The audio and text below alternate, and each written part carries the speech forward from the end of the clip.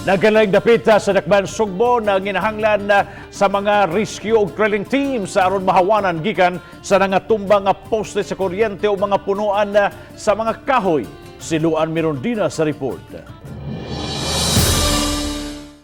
Usa sa poste nga nagtakilid anaa sa Hungkera sa Dakbayan sa Subo. Mga maanindot nga Christmas decor sa may barangay Kasambagan nagusbat tungod sa bagyong Odette. Laing mga poste sa kuryente usab ang nangatumba, mga linya sa kuryente usab nagkawil-kawil. Dayag usab ang epekto sa bagyong Odette sa pipila ka bahin sa Dakbayan sa Mandawi. Sa Skyview Road paingon sa GMA Complex, mga punuan sa kahoy ug mga poste sa kuryente nangatumba usab. Gawas ni ini, nakaali usab sa agianan ang mga sin ug atop.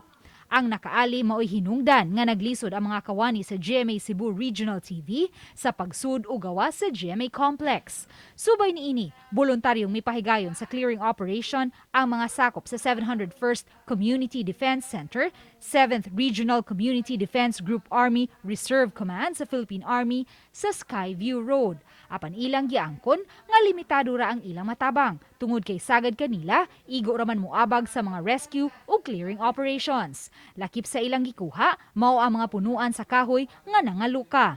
Gamit lang ang mga sundang mano-manong gipamutol sa Reserve Command sa Philippine Army, pinanguluhan ni Lieutenant Colonel Ruel Hugalbot ubos sa pagiya ni Colonel Edgar Mangabay sa Infantry General Staff Corps Army ang mga sanga ug punuan sa kahoy nga miali sa Barangay Road. Samtang ang Siquijor PD RRMO mipahigayon gilayon og clearing operation kagabii dihang milurang ang hangin nga dala ni bagyong Odette.